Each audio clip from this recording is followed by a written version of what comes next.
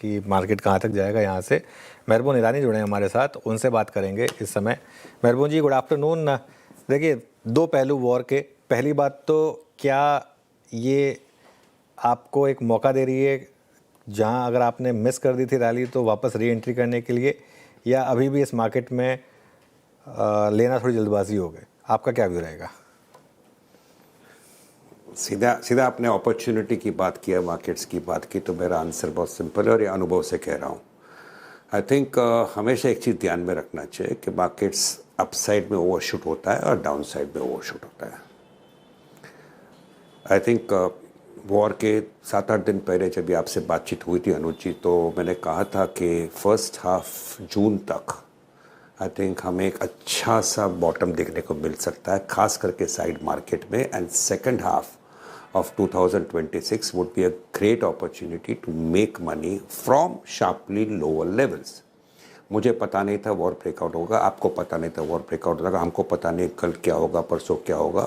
Unpredictable आज भी है, कुछ भी कर सकता है, कुछ भी अनाउंसमेंट आ सकता है, कल क्या होने वाला किसी को पता नहीं। बट मार्केट है और मार्केट ये पूरी अनसर्टेनिटी को कहीं पर डिस्काउंट करने का शुरू कर देता है। अभी टैक्स कंसिडरेशन हो, ईयर एंड हो, सब डरे हुए हैं, लोग सेलिंग कर रहे हैं, बाइंग करने वाले कोई नहीं। तो इसके बीच में जो मैंने एक्सपेक्ट किया था, मैंने कहा था सेकंड हाफ में, वो शायद अपॉर्चुनिटी आ चुका है या आ रहा है। मेरे लगता है एक सॉलिड बाइंग अपॉर्चुनिटी आई है, खास करके अच्छे मिड कैप्स और स्मॉल कैप्स में। जो मेरा व्यू था, I am still holding that view. Value has emerged in certain spaces. Let's not forget कि इंडिया का मार्केट रिलेटिवली एक्सपेंसिव था। काफ़ी सारे सेक्टर्स में काफ़ी सारे स्टॉक्स से which were going at market cap of 1 lakh crores, 1,25,000 crores। It was not warranted. काफ़ी सारे स्टॉक्स अभी ये लेवल पर आया है जहाँ पे आप खरीदोगे, and if you have patience and the right horizon, I promise you there is opportunity of money to be made. Problem ऐसा है Anuj ji, I think people have got used to कुछ लेने लायक है क्या, 10 दिन में बढ़ेगा क्या।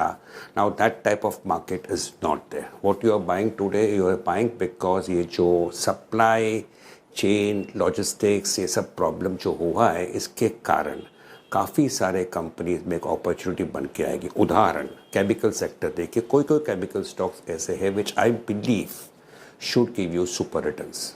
मेन कारण है कि South Korea, China was dumping things into India. India के manufacturers were competing with them. अभी वो डंपिंग जो है वो कम हो जाएगा because of freight, because of vessels available नहीं है ईजीली।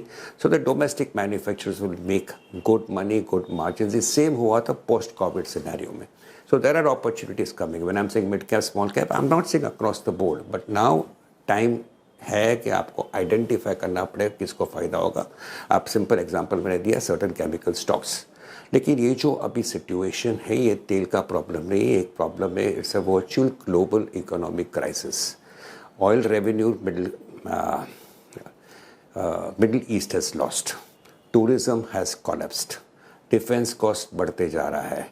इंडिया के लिए आप देखिए, export revenue is going to fall, import bill is going to go up, trade deficit बढ़ेगा, रूपी प्रेशर में रहेगा, इन्फ्लेशन बढ़ेगा, interest rate cut has become history for the time being across the world including the US.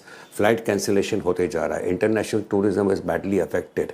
सो ये सब कारण में अगर आप देखो तो let's not underestimate the impact of what is happening today. ये 2 दिन चले या और 2 महीना चले या 20 दिन चले, किसी को पता नहीं, but the impact is negative. जैसे मैंने फर्स्ट सेंटेंस में कहा, sometimes the market overshoots on the down side. So I am not saying the market is reversing in a hurry. मैं कहता हूँ कि in this sharp fall there are some spaces where opportunities are evolved. So मुझे एक solid buying opportunity लग रहा है, Indian mid caps and small caps, some of them. And I think if people buy between now and over the next 10-15 days, I think there could be a lovely opportunity to make money over the next 18 to 24 months. Okay, चलिए मेहरबून जी नमस्कार, वीरेंद्र बोल रहा हूँ। बिल्कुल सही कहा आपने, और मेहरबून जी की इस राय के मुताबिक याद रखिएगा, ये बाइंग आपको अगले 10 या 20 दिन के पर्सपेक्टिव से नहीं, लेकिन अगर आपके पास समय है देने के लिए तो दीजिए। अच्छा मेहरबून जी, एक और चीज़, जहाँ थोड़ा फ्रंट लाइन पे आते हैं, इस दौर में हमने वो एफआईएस की सेलिंग देखी जिसकी शायद कल्पना हमने नहीं की थी, क्योंकि post budget, post deal FIS का पैसा आना शुरू हो गया था। वो एक क्रम में, वो एक ट्रेंड में तब्दील हो रहा था। बट सडनली अगर आप देखें, इस वॉर ने सब कुछ चेंज कर दिया। उनकी प्लेसमेंट डेरिवेटिव्स में, कैश में बहुत नेगेटिव रही। एक बास्केट वो रही जो कि उनकी इनडिस्क्रिमिनेट, जिसे कहते हैं ना, अंधाधुंध सेलिंग को विटनेस कर रही है, वो है private banks and more specially HDFC bank and ICICI bank का। आपका इस प्राइवेट बैंकों के लार्ज कैप के खेमे पे व्यू क्या है इस वक्त? देखिए, ऑब्वियस आपने कहा कि this is happening because of FII selling.